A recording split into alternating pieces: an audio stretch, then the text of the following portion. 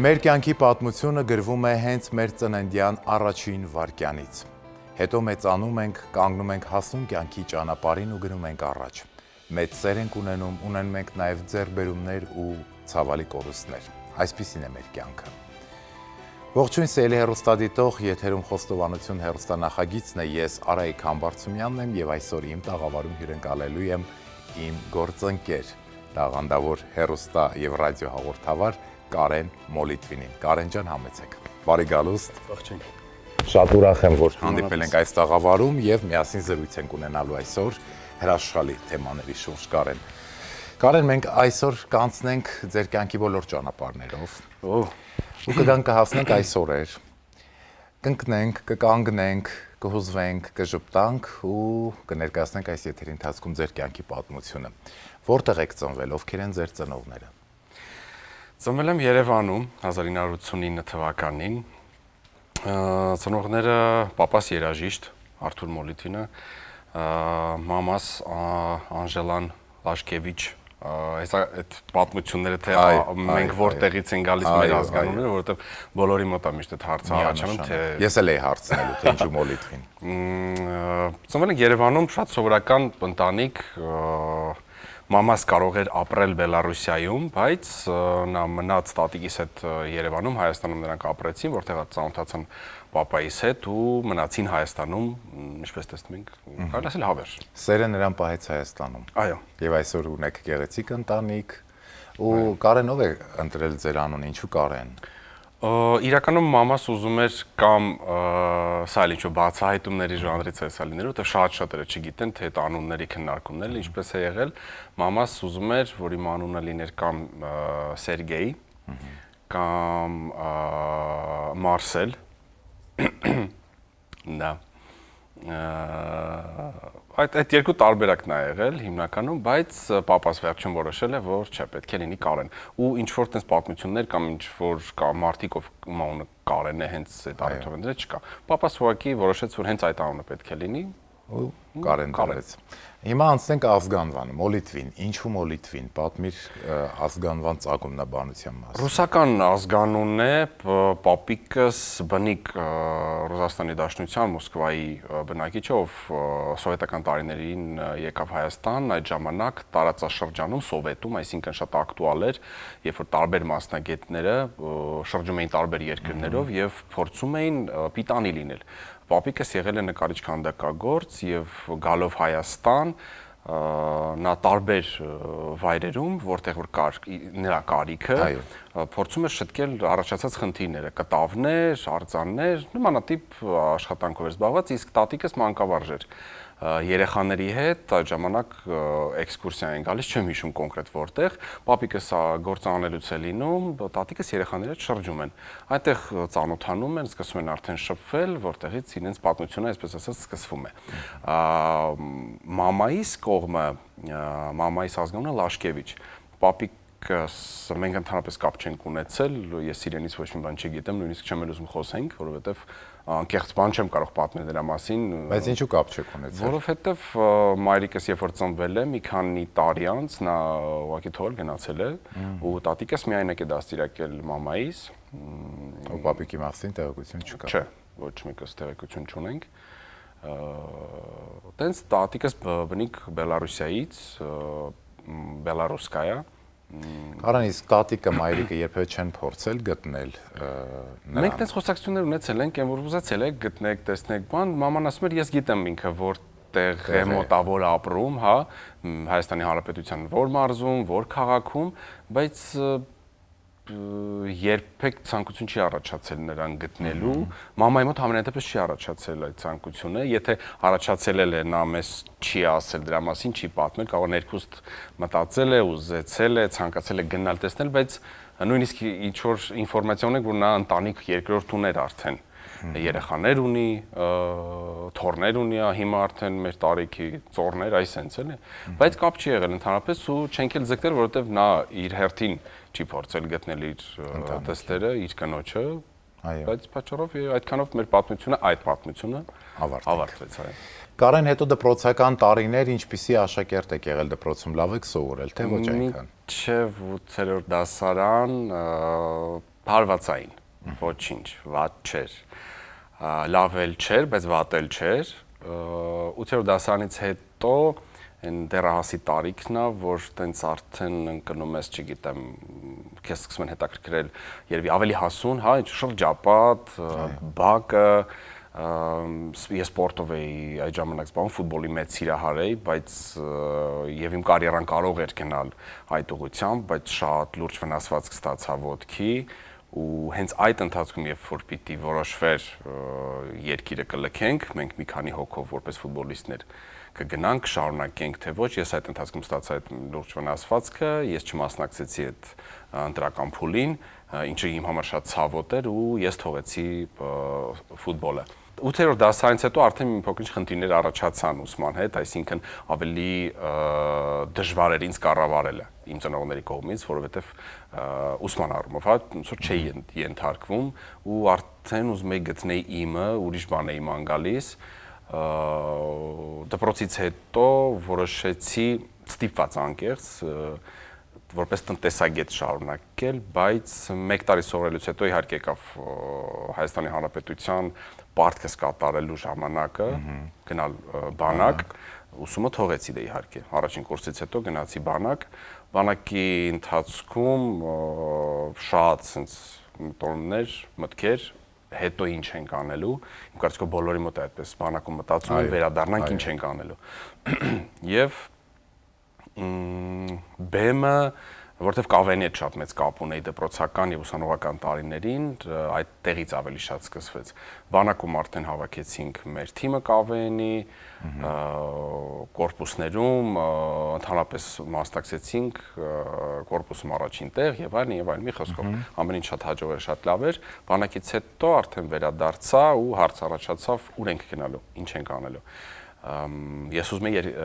թատերական ընդունվեի, բայց քանի որ երբ որ զորացրվեցի, արդեն քննությունների ժամանակներ չէի հասցնի պատրաստվել քննություններին եւ շատ տաղանդավոր մարդ հայրիկիս ընկերը Արթուր Սահակյան, ռեժիսոր, խորհուրդ տվեց, ասեց գնա Երգիպետական թատրոն, մի հատ հասկացի ինչ ես ուզում, որովհետեւ այնտեղ հաղորդավարություն, բեմ, ամեն ինչին կծանոթանաս, եթե կուզենաս թատերական մյուս տարի կպատրաստվես քննություններին։ Եվ ընդունվեցի Երգիպետական թատրոն։ Ու այդտեղից սկսվեց նաև ճանապարհը դեպի հեռուստատեսություն, ռադիո, ճիշտ եմ գրահում։ Այո, այդ ժամանակ Երգիպետական թատրոն տարբեր հեռուստաընկերություններից, ռադիոկայաններից գալիս էին պրոդյուսերներ, մարդիկ, ովքեր որ ման էին գալիս նոր երիտասարդ կադրեր, որոնց հետ հետաքրքիր կլինի աշխատելը։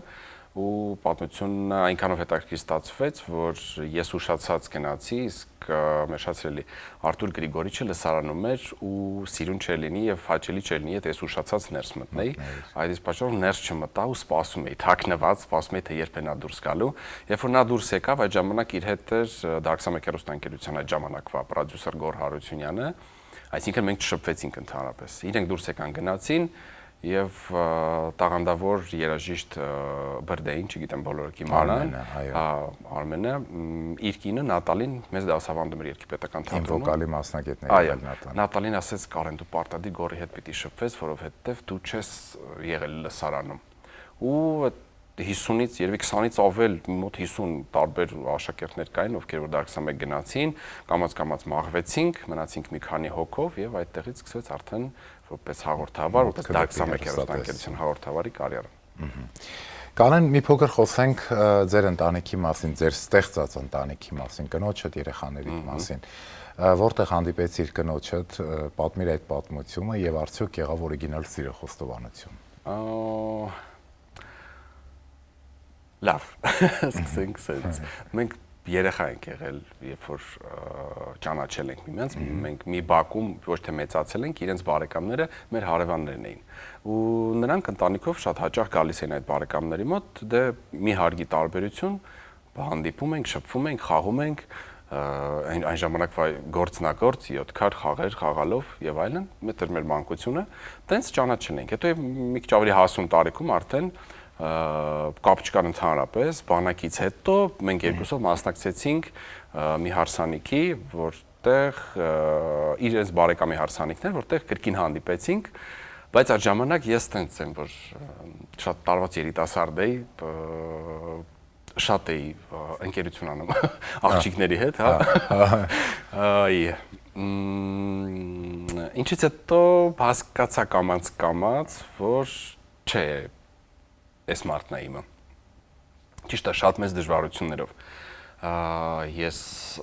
սարսափելի ոչ այդքան հետաքրքիր ու լավ ու հաճելի մարդ եմ եղել այդ տարիների ընթացքում ու այն ինչի մեջով մենք միասին ենք անցել ու ինչից ինքը ինձ դարձրեց իրականում լավ մարդ, անկեղծ եմ ասում, դա իր մեջ շնորհքն է։ Իսկ ինչի միջով եք անցել։ Ես սարսափելի մարդ եմ առումով, որ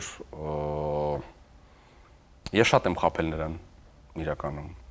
Այո։ Ես նա բացահայտում էր, որ դուք ստում եք, խաղում եք։ Չէ, ես հենց իմ ստերի վրա քանի անգամ եղել է, ես բռնվել եմ, բայց նա այդ 4 տարիների ընթացքում, երբ որ մենք ընկերություն էինք անում, այդ 4 տարիների ընթացքում նա ոչ մի ձև չթողեց ինձ։ Այսինքն ինչ որ մեկ ուրիշը լիներ, կասեր կներեք, բայց այս ստից հետո ես պետք է թողնեմ այս մարդուն, ով է լիներ այդպես կաներ։ Բայց այդ ժամանակ փաստը մնում է փաստը, որ իր սերը իմ հանդեպ շատ ավելի մեծ էր։ Ու հենց այդ սիրո հաշվին, այդ սիրո շնորհիվ ինքը կարողացավ ինձ ճիշտ ուղու վրա դնել ու ուղղակի եկավ մի պահ, ես հասկացա, կողմնորոշվեցի, այսինքն Կարեն ջան, կամ այս կողմ թողնում ենք այս մարդուն հանգիստ, թող ինքը ապրի իր կյանքով, կամ ամեն ինչ թողնում ես ու ապրում ես այս մարդու հետ։ Ու ես հենց այդպես է որոշեցի, որովհետև չկա ոչ մեկ, չկա ոչ մի բան, որ կարող է, որ արժանի է նրան, որ ես իրեն ամեն օր տեսնեմ արտասվելուց, որ ես իրան տեսնեմ ամեն օր նյարդայնացած ու այդ պատմությանը, այդ կյանքի այդ հատվածին վերջակետ դրվեց։ Ու ինչպես եղավ սիրո խոստովանությունը, ո՞նց եղավ այդ պահը։ Եղավ թե չեղավ։ Իրականում որ ասեմ, ինչ-որ բեմադրել եմ, ինչ-որ վարդի թերթիկներ, բան չէ, ուղղակի մեր հերթական օրերից մեկն էր, որ մենք ինչպես միշտ հանդիպում էինք ու ես հասկացա, որ պահն է, որ չէ, պետք է ասել դա ու կապ չունի, թե ես ինչ կարգավիճակում եմ, ես կապ չունի, մենք հիմա որ փուլում ենք, ես զգացի, որ չէ, հիմա ժամանակն է, դա պետք է ասել։ Ես ասացի այդ կարևոր խոսքերը, որ ես քեզ շատ եմ սիրում, ստացա փոխադարձ պատասխանը, ես էլ ճիշտ է, մի քիչ դու ցնդացես, բայց ես էլ քեզ եմ սիրում, օքեյ։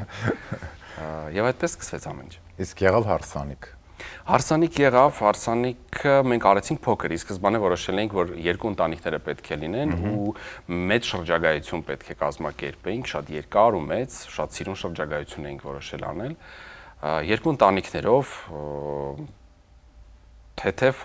նշեցինք, այսինքն գնացինք կարևորը իհարկե գնացինք եկեղեցի, ինչպես որ յուրաքանչյուր աղջիկ երազանքն է հարսից գեստ կրելը, հարսից գեստն էլ կրեց Աստծո օրհնությունը ստացանք։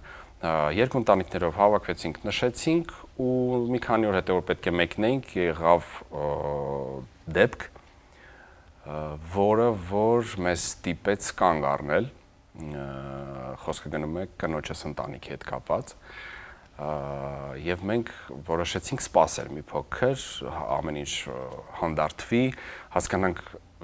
ինչ է լինելու վերջը։ Ինչ դեպք էր Կարեն։ Այդքան չէի ցանկանա ճիշտ ասած մանրամասնեի, ուղղակի տան անդամներից մեկի հետ կապված շատ լուրջ խնդիր եղավ ու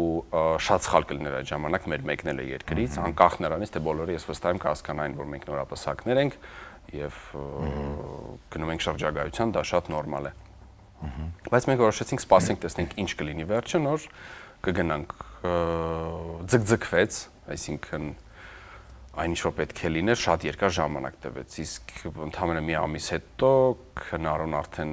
հղի էր ու թունավոր հղիություններ, տոքսիկ հղիություններ Իրանը, ամեն 3 վայրկյանը մեկ նա վատանում էր, ու էլ ինչ ինքնաթիռ, էլ ինչ մեկնել, այդպես առաջին երեխան ծնվեց, արդեն ասենք լավ օքեյ երեխան քիչ կմեծանա, հետո նոր կգնանք ու դեռ չենք գնացել այդ մեր պլանավորած պատկերացած երկար շրջագայությունը։ Հուսով եմ, որ ամեն բան կստացվի, որովհետև գլխավորն այստեղ սերն է։ Միանշանակ։ Եթե կա ընտանիքում սեր, կա նաև երջանկություն, լիարժեք, համերաշխություն ու ներդաշնակություն։ Ես շնորհակալ եմ մինչ այս պահը այսքան անկեղծ ու գեղեցիկ զրույցի համար, Կարեն, ընկերասեր եք։ Շատ։ Ես շատ եմ սիրում իմ ընկերներին, չնայած նրանցից մնացել է ընդամենը մի քանիսը։ Ես շատ եմ ընկերներիս համար արել։ Մենք լավ ընկերություն ենք ունեցել, մենք լավ ընկերներ ենք եղել, շատ-շատերի հետ։ Հիմա իրանցից մի քանիսը Հայաստանում չեն ապրում, մի քանիսի հետ ընդհանրապես չենք շփվում, մի քանիսը կան, մի քանիսն են մնացել, որ կապը կա, ճիշտ է, ուշուշ ենք հանդիպում, որովհետև երևի դա 21-րդ դարի այս բայի խնդիրն է, որ վաղ առավոտից ամենքս մենք մեր աշխատանքով, ընտանիքով ծանրաբեռնված ենք ու չի ստացվում։ Կարեն, ընկերության մեջ ի՞նչն է փոխվում, որ շատ ընկերներ իրարից հեռանում են պարզապես։ Նախկինում ամուր ընկերություն է լինում եւ բոլորս կյանքում են այդ դեպքերը եղել, բայց ի՞նչն է փոխվում, որ մեզ տանում է հեռու իրարից։ Ցանկացած մարդու, ըստ իս ցանկացած մարդու երեսը պարզվում է շատ գումար ունենալուց մեկ։ Նախանձ, Ճիշտ է։ Ցավոք սրտի ոչ այդքան անկեղծ լինելը, հա, այդ տարիների ընթացքում ու ցավոք սրտի այսօր շատ է, որ ժպտում փաթաթվում են քեզ, մենք քո նմանը չկա, վայ քո ցավը տանեմ, բայց իրականում այն որ երբես դու իջնելու ներքև։ Այո։ Ցավոք սրտի 21-րդ դարի ամենամեծ խնդիրը փողն է, գումարն է, որ Մարդկանց կարող է բաժանել։ Մարդկանց կարող է բաժանել, մարդուն կարող է իրական ցույց տալ, թե նա ինչպիսին է։ Ես հիմա մի մարդու անուն պետք է տամ, եթե ես չեմ սխալվում, նա ձեր ընկերն է, Արարատ Պետրոսյան։ Երբ եք վերջին անգամ տեսել Արարատին։ Վերջին անգամ եմ տեսել։ Երևի մի 2 շաբաթից ավել հաստատ կլինի։ Կենտրոնում չեմ հանդիպեցինք, որ պիտի գնանք ինք իր տան հետ կապված վերանորոգման հարցեր ուներ անելու, տենց ես էլ երեխեքի հետ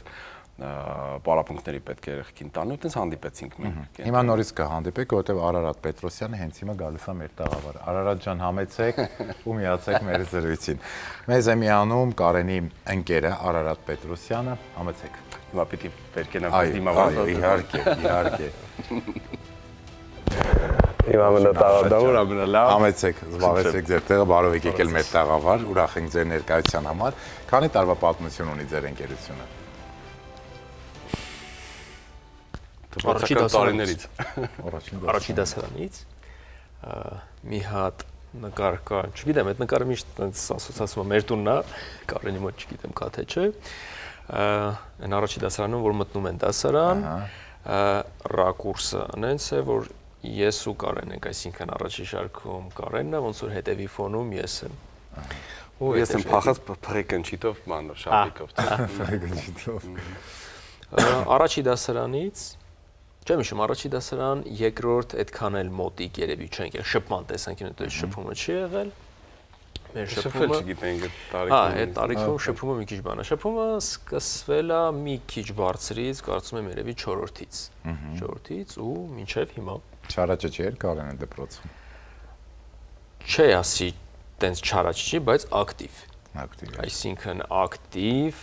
աչքին գնող։ Աղջիկները բոլորը սիրում էին, ուսուցիչները սիրում էին։ Դե Կարենին չսիրել պարզապես հնարավոր չէ, որտեղ իր տեսակով շատ դերական մարդ է։ Միանշանակ չսիրելու գաղափարը չէ, կարող ասեն չսովորող ինչ որ բաներով, բայց չսիրելը չէ։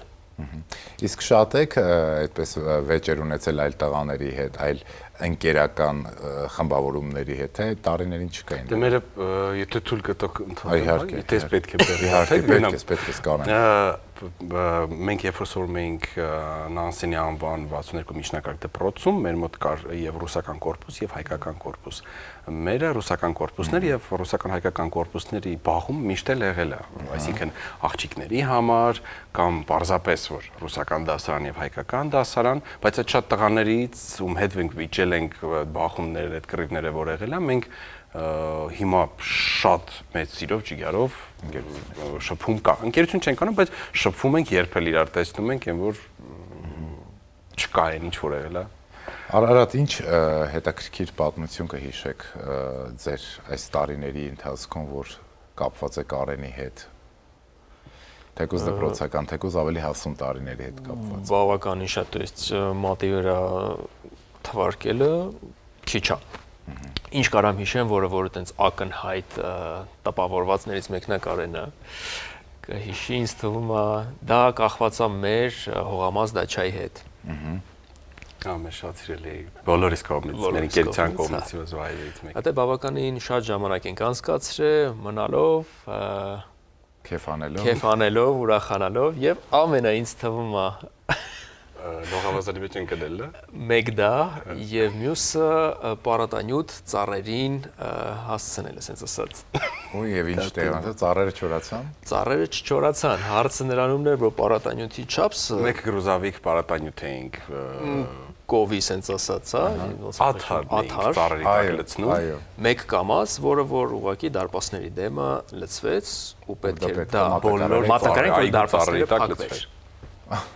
Այդ ժամանակ մենք եթե չեմ սխալվում 4 հոգով էինք,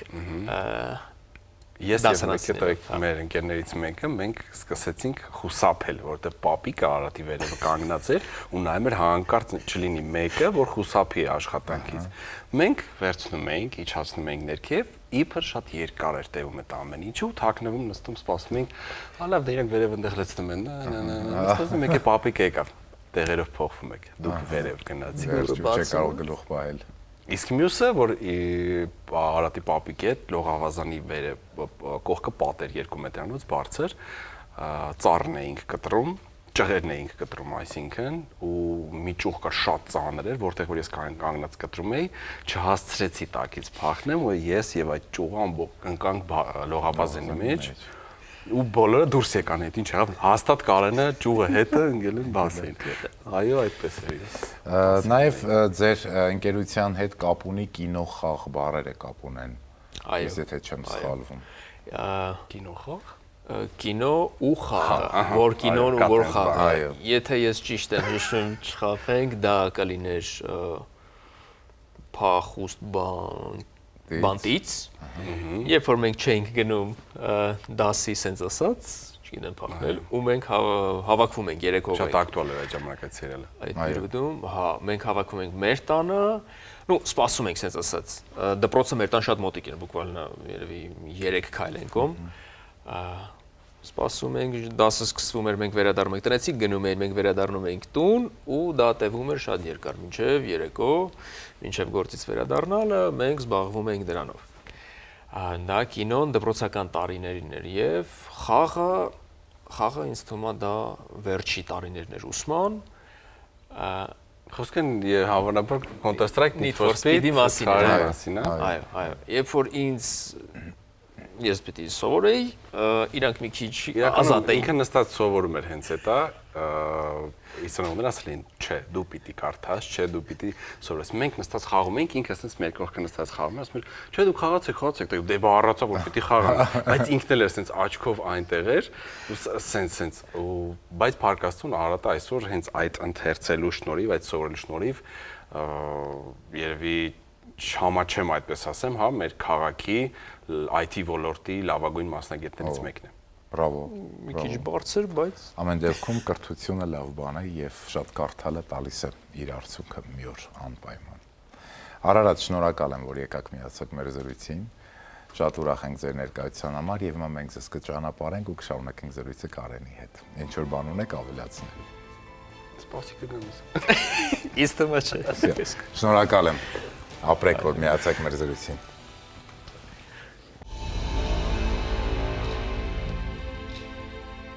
Սելի հեռուստադիտող վերադարձանք, որ շարունակենք մեր զրույցը, սակայն մինչ զրույցին անցնելը ուզում եմ նշել, որ բոլոր այն եթերները, որոնք դուք դեռ չեք հասցրել տեսնել հեռուստաեթերից, կարող եք գտնել YouTube-յան մեր ալիքում, փնտրելով Արայիկ Համբարձումյան էջը ու այնտեղ կտեսնեք մեր բոլոր եթերները։ Շնորհակալ ենք ձեր մեկնաբանությունների համար, առաջարկների եւ դիմումների համար եւ իհարկե շնորհակալ ենք, որ դուք մեր հավատարիմ եւ անդավաճան հեռուստադիտողն եք։ Իսկ մենք շարունակում ենք մեր զրույցը Կարեն Մոլիտվինի հետ, այսօր տաղավարում շատ հետաքրքիր պատմություններ ենք լսելու եւ Կարեն գնանք առաջ շարունակենք ձեր կյանքի պատմությունը։ Քույր եղբայր ունեք։ Հարազատ քույր Ալինան։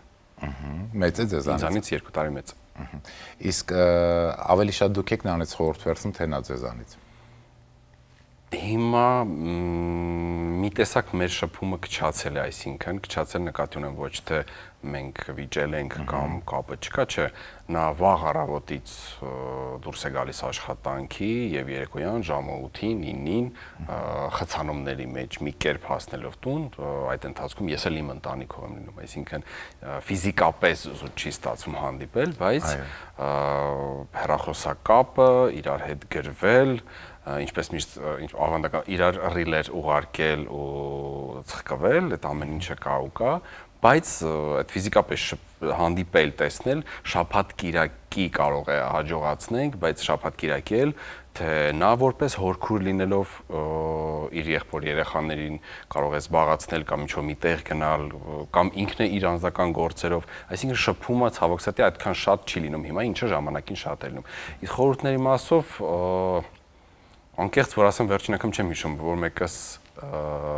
ինչ խորհուրդ ենք հարցրել իրարից, որովհետև աշխատում ենք հնարավորինս ինքնուրույն անել ցանկացած բան եւ չհասցնել դրան, որ ինչ-որ խորհրդի կարիք լինի։ Շնորհիվ ես դրա մեջ վատ բան չեմ տեսնում, բայց փառքաստուն Աստված մեզ տվել է այդքան գիտելիք, ծնողներ, ընտանիք, որ մենք կարողանում ենք ամեն ինչ ավարտին հասցնել եւ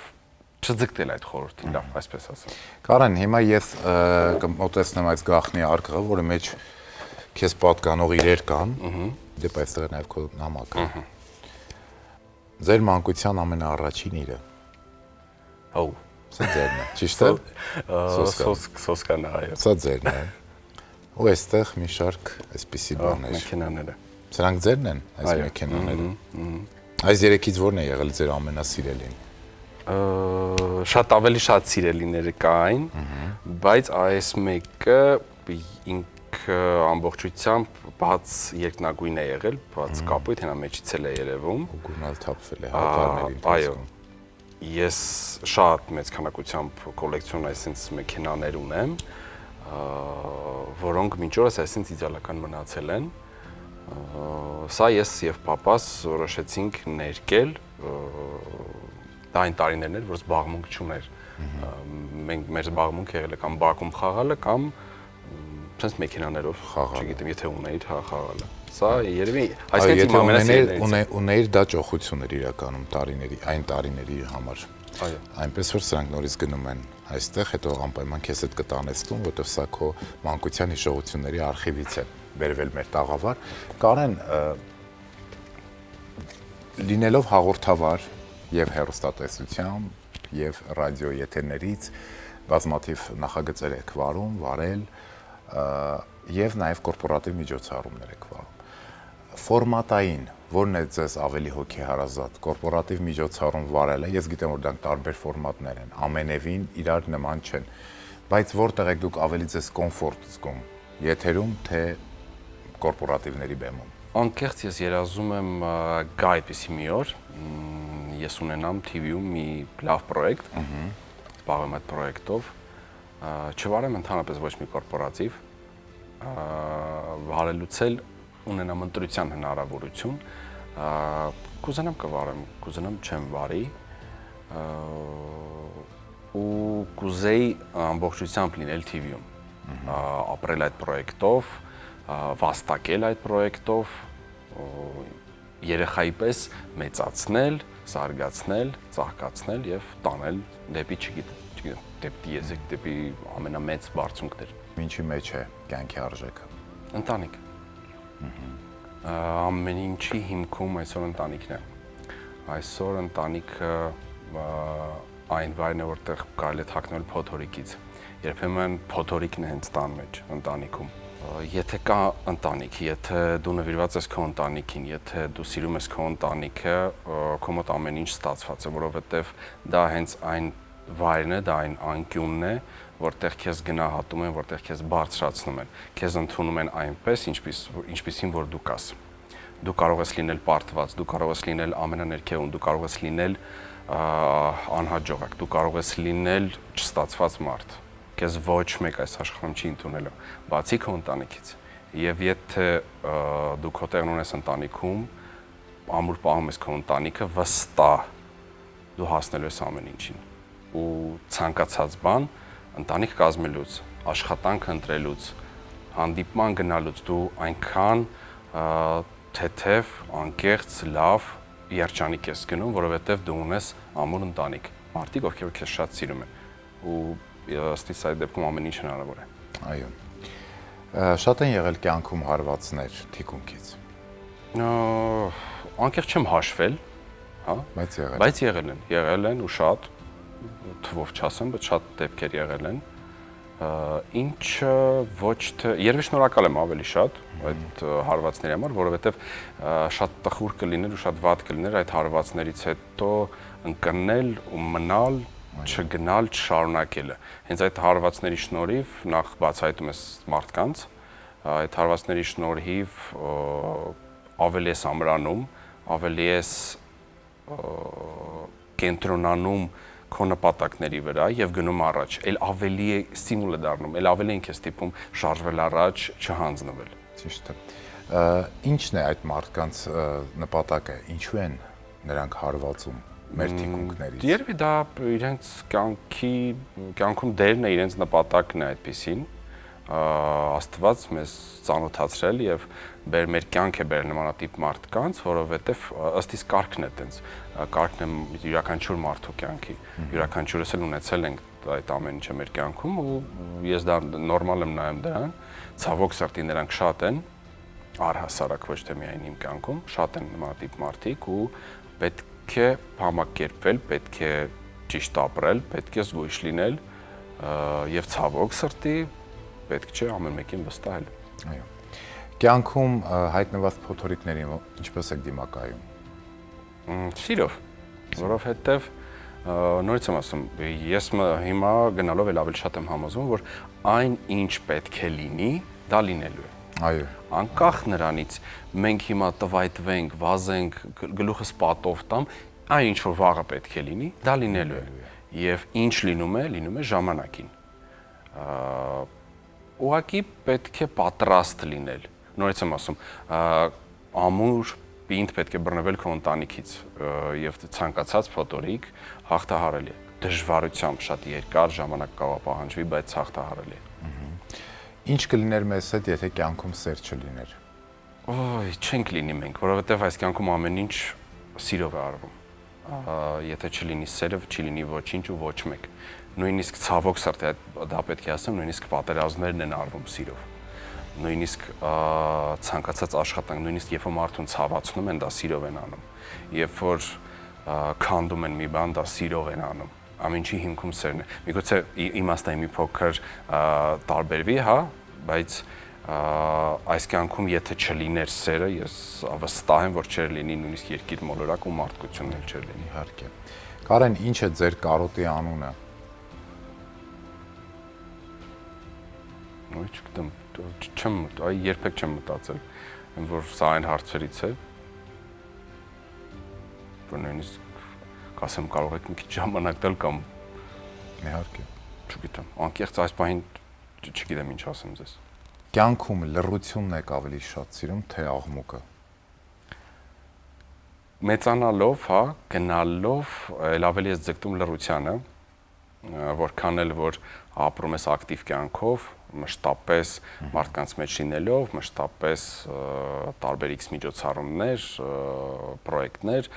շփում շատ մարդկանց հետ, թվում է թե պիտի արդեն սովորական դարձած լիներ, բայց հենց լռության մեջ ու այդ հանգստության մեջ ես հասկանում, որ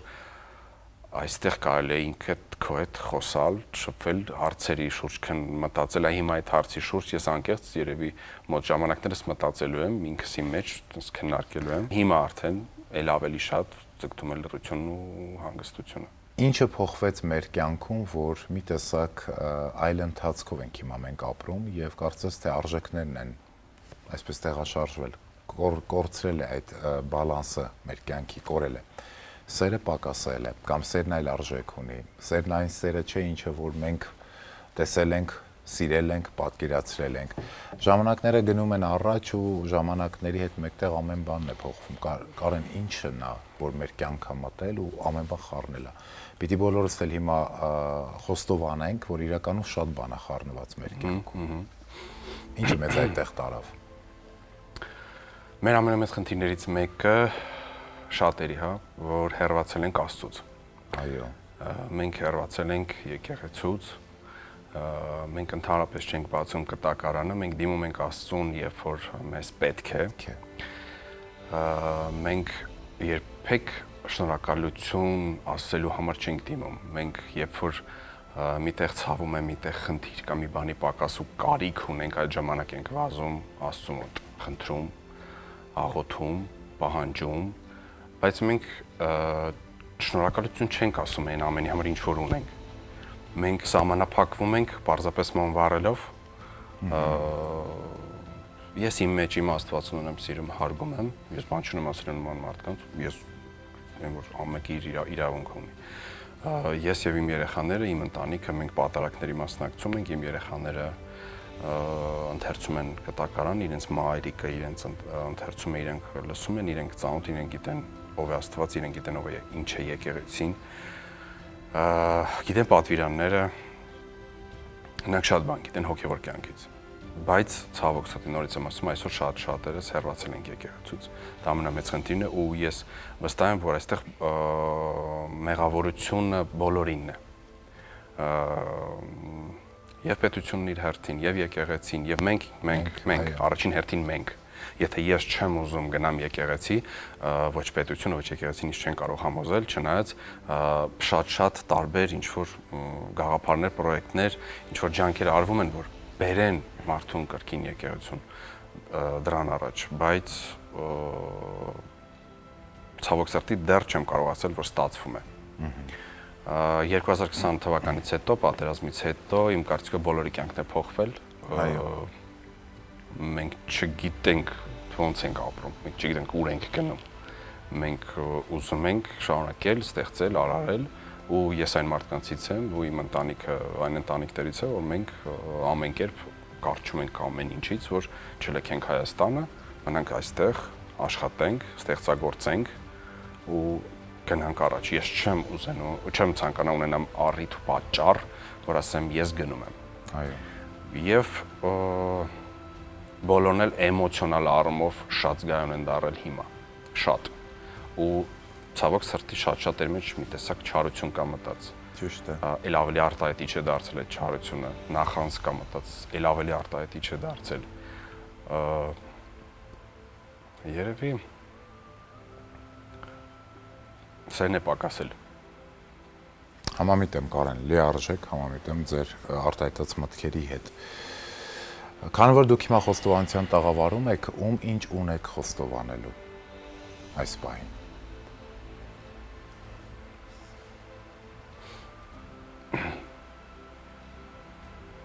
Եվ չգիտեմ, շատ եմ մտածում, վերջին շրջանում շատ եմ մտածում ընկերներիս մասին, որոնց հետ կապ չկա։ Մեկ-մեկ մտածում ասում եմ կապի դուրս գամ, բայց այսքան տարիներ անցել են,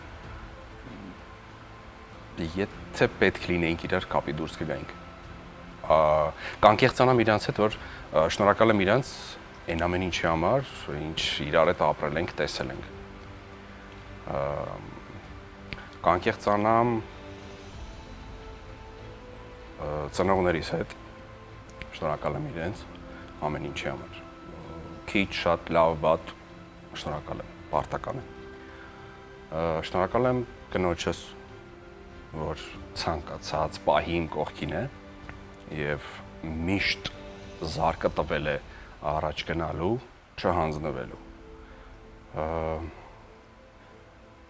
Շնորհակալ եմ Աստծուն, իհարկե ամենակարևորն ու առաջինը, որ տվել է ինձ հնարավորություն ապրելու, ստեղծագործելու, ընտանիք կազմելու եւ վայելելու այս կյանքը, որովհետեւ իմ կյանքը հազարավոր մարդկանց համար հեքիաթ է ու երազանք։ Միգուցե միլիոնավորների համար ոչ մի բան, բայց շատ հարյուրավոր, տասնյակ մարդկանց համար իմ կյանքը կարող է լինի երազանք, իմ ունեցածը, իմ ընտանիքը կարող է լինել երազանք։ Այո, շնորհակալ եմ Կարեն։ Ես էլ։ Մենք կամաց մոտենում ենք գաղտնի նամակին եւ հիմա ձեզ կփոխանցեմ այս նամակը, որը հենց այս ծրարի մեջ է եւ ձեզ է ուղղված նամակը։ Պաստորեն ճիշտ են ասում, այս հաղորդման ընթացքում հուզվելը կամ չհուզվելը, այդ հնարավորինս մաքսիմալ պետք է կառավարես, որովհետև ավտոմատ գնում ես մտքերով հետ, հիշում ես շատ բաներ։ Այո։ Լավ։ Պիտի խնդրեմ բարձրաձայն կարդալ Կարեն։ Ունես նամակ, ողջույն։ Գրում եմ քեզ մեր մանկության հրաշալի եւ անմոռանալի տարիներից ներողություն։ Մեր ծանոթությունն իհարկե շատ տպավորիչ էր, հատկապես մեզ շրջապատող մարդկանց համար, բայց ինձ համար անսպասելի։ Քո նկատմամբ հոգատար լինելու զգացողությունն արթնացավ մեր ծանոթության առաջին իսկ վայրկյանից։ Թեպետ իմ հոգատարության դրսևորումներն ու ֆորմատն այդքան էլ հասկանալի եւ ընդունելի չէին։ Միասին բակային վեճերի մեջ ընկնելն էր պատմական, դու իհարկե չես հիշում այդ ամենը, քանի որ մեր միջև կա տարիքային տարբերություն, բայց դա էական չէ, քանի որ լսել ես այդ բոլոր պատմությունները տարբեր մարդկանցից։ Հիշում ես դպրոցում ուսուցչուհիների նկատողությունները, որոնք չէին հասնում ծնողներիդ։ Չէ, չես հիշում, իսկ ես հիշում եմ։ Հիշում ես քեզ մատուցված հումմիսը, աղաշատ ապուրը, կոճակը, օճառը, մաստակի փոխարեն, գազանանոցի մոտ գտնվող աշտարակը, որտեղ մեծ օձ է բնակվում։ Գրելու եւ հիշելու շատ առիթներ ունենք, բայց ժամանակի սղության պատճառով փորձեմ տեղավորվել այս մի քանի տողերում։ Ինչևից այսօր հաճելի անակնկալներով լիոր է քեզ համար, ինչի մասին երևի թե իմանում ես այս նամակը կարդալու ընթացքում։ Թող որ միշտ քո կյանքը լինի լի միայն հաճելի պահերով եւ անակնկալներով, որքանով դա հնարավոր է այս դարում։ Չնայած քո տեսքին եւ բոլորի կարծիքին, թե դու ես մեծը, ինձ համար միևնույն է միշտ կմնաս փոքրը։ Sorry։ Քեզ շատ սիրում եմ։ Եվ այստեղ մի փոքրիկ բան մոռացավ ավելացնի Ալինան։ Ես միշտ երեխա ժամանակվեց միշտ ասում ես մի Ալինա, ես քեզ պետք է մի գաղտնիք բացահայտեմ, մենք իրականում քեզ այն կողքի աստիճանների մոտից ենք գտել, արկղի մեջ էիր դու, քեզ բերել թողել են, մենք բերել ենք, դու ուղղակի չէինք ուզում քեզ ասեինք քեզ չնեղացնելու համար։ Ու մինչև հիմա մենք դա հիշում ենք, ծիծաղում ենք, այս նամակը գրել էր հարազատ քույրիկս Ալինան։ Ալինա, շնորհակալ ենք նամակի համար, շնորհակալ ենք այսքան գեղեցիկ խոսքերով նամակը մեր տաղավար ուղարկելու համար, ձեր նամակը հասավ հասցեատիրոջը։ Կարեն, ձեզ էլ շնորհակալ ենք այս բաց, անկեղծ ու հետաքրքիր զրույցի համար, կարծում եմ մեր զրույցը ստացվեց։ Ես էլ եմ շատ շնորհակալ ու անկեղծ ես երբեք չէի մտածում, որ կարող եմ մի հարցազրույցի գալ շատ լարված լավ առումով եմ ասում։ Այո։ Որովհետև ես ինքս էլ փորձ ունենալով մարդկանց հետ հարցազրույցներ անելու, գիտեի, որ սովորական հետաքրքիր մարդկանց հետ հարցազրույց, լավ բաներ կհիշենք, խոսենք, բայց չէ, իրականում հիմա շատ բաների շուրջ եմ մտածում ու այն հարցի շուրջ եւս շարունակել եմ մտածել, թե ինչ է իմ կարոտի անունը։ Թող ձեր կյանքում կարոտներ չլինեն, իսկ ես ձեզ շնորհակալ եմ։ Իրոք որ մեր զրույցը ստացվեց, ձեր խոստովանությունները շատ գեղեցիկ էին, կյանքի պատմությունը եւս։ Շնորհակալ եմ։ Սելի հեռուստադիտող, այսպիսին էր Կարեն Մոլիտվինի կյանքի պատմությունը եւ խոստովանությունը։ Դուք էլ խոստովանեք, միգուցե վաղն արդեն ուշ լինի, իսկ մենք կհանդիպենք հաջորդ շաբաթ նոր ու հետաքրքիր խոստովանություններով։